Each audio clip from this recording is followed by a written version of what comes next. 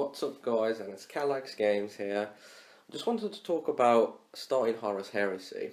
Now it's a very interesting game in my opinion, and by far one of the best games that I've ever played. Basically, I've started off playing 40k when I did actually, started playing games from Games Workshop.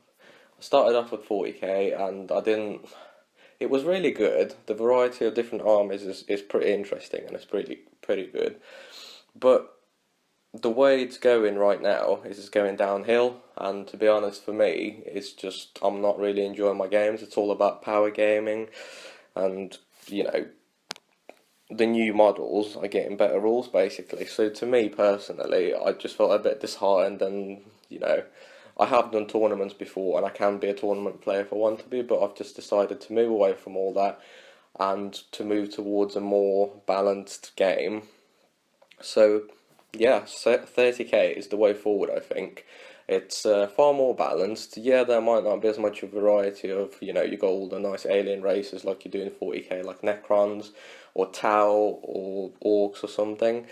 Unfortunately for 30k, it's you got all the different legions, all different marine legions, plus you've got the Mechanicum.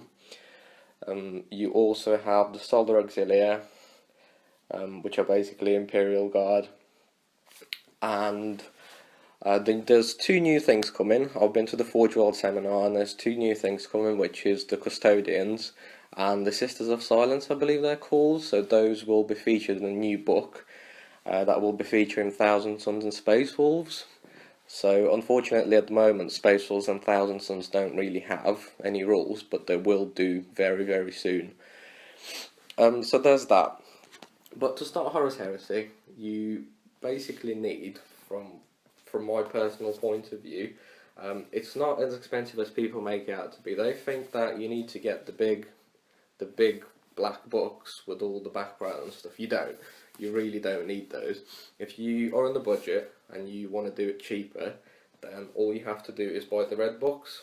One of them is the Horus Heresy Legion Astartes Age of Darkness Legions. Now that contains most of the legions, apart from, I think it's actually Space Wolves and Thousand Suns, like I've mentioned. So in this book you've got the Emperor's Children, the Iron Warriors, the Imperial Fists, Night Lords, Iron Hands, World Eaters, Ultramarines, Death Guards, Sons of Horus, the Word Bearers, Salamanders, Raven Guard, and the Alpha Legion. Now each of those play very, very different. But this would be the book that you need to get in order to look at all the rules and all the special units that they have, special HQs, special elite choices, whatever it is. You will also need the second counterpart to this book, which has basically just got all the standard generic stuff like, your normal Vindicators, Predators, Javelins, anything like that. Personally, some people I know, they just basically get a PDF of it and just use that. So that's that. And the last thing that you need, if you're already a 40k player, then you'll need a rule book. I have a mini rule book, don't need the background, literally just want it for the rules really, and for the warlord traits and all that sort of jazz. So that's that pretty much. Picking a legion, every person's different.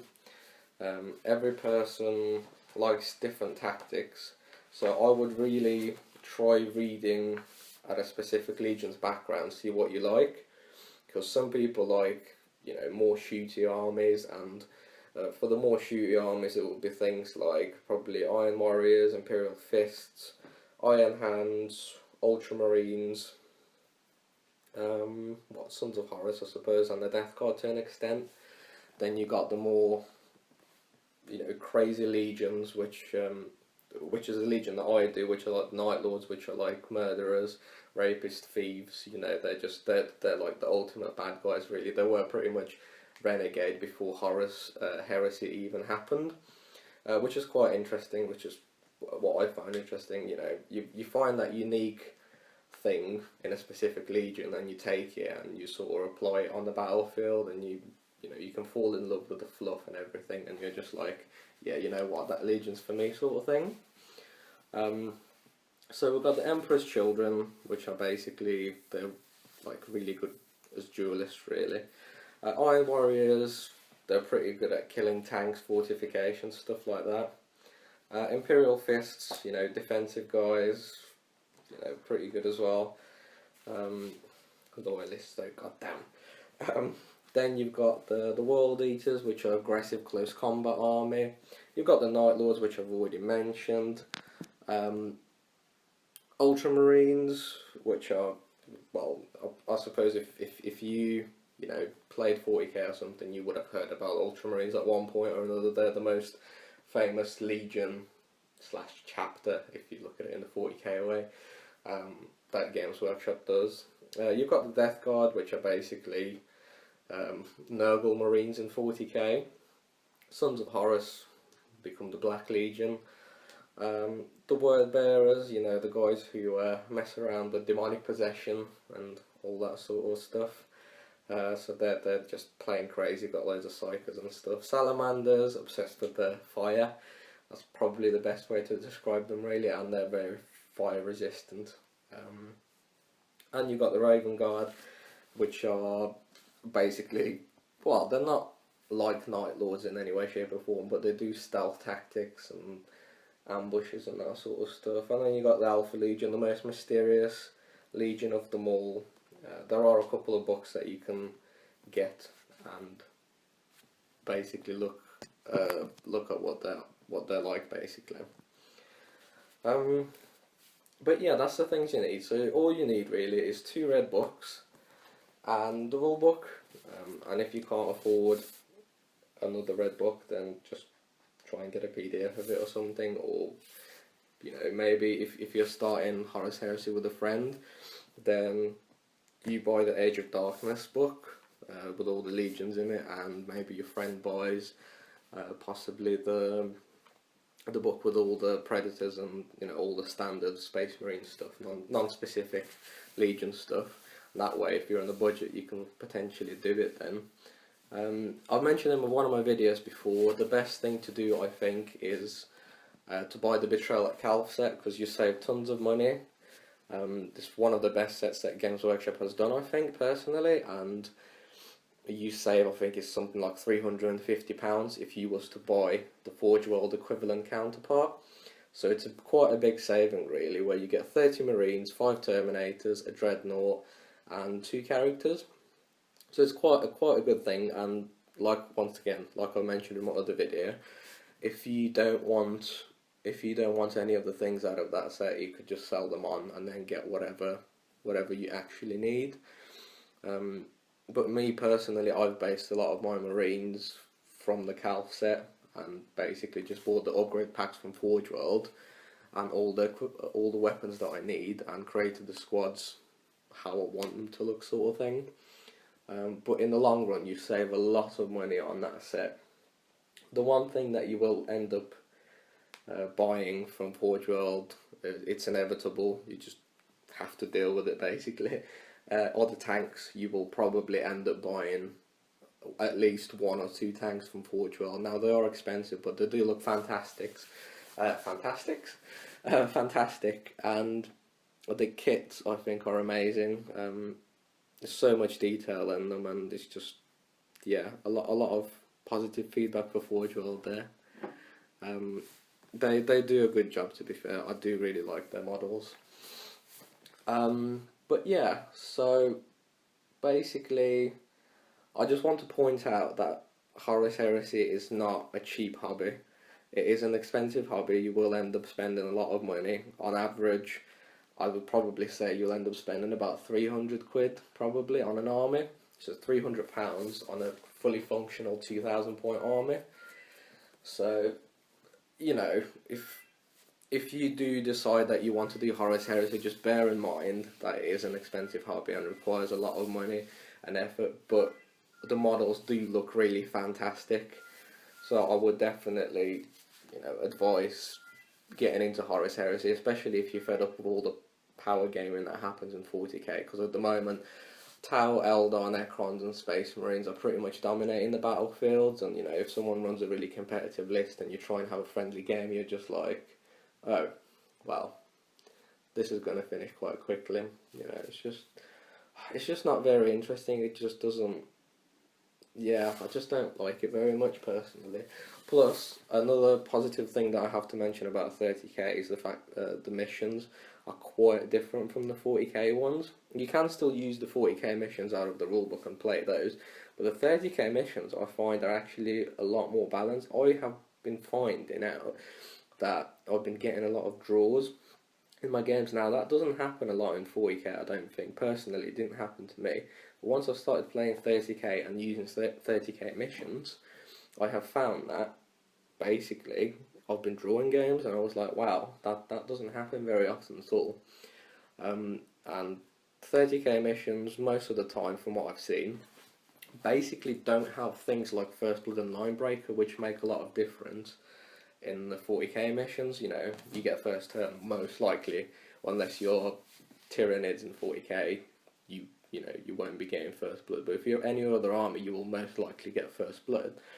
Same as Linebreaker, you can always save a unit and keep them hidden away until the last turn, and then bam, you pop them out, you get Linebreaker. Oh, you win by 1 point, yay! And it doesn't really take much skill really in terms of that. Once again, it's down to personal opinion, but I don't think it does, and I think it sometimes ruins the game a bit. So 30k missions are a lot more difficult, and it's a lot more difficult to score the points. However, it feels much more rewarding once you actually do it. A couple of more things that I wanted to cover was Rights of War. So every legion has a right of war available to them.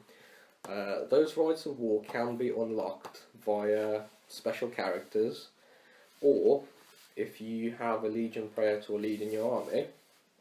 I also believe that in smaller games you can have a Legion Delegatus leading your army, which also unlock Rights of War, but don't quote me on it, I don't really remember if I'm honest. So Rights of War are basically, they're basically what 40k formations should have been like.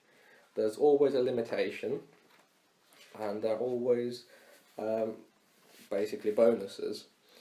So for example, I've just opened the Word Bearers Right of War, and the things that you have to do in order to take this Right of War is you have to take at least one Diabolist as a HQ choice, which means you basically have to have at least 2 HQs in your list, which is quite interesting, I think.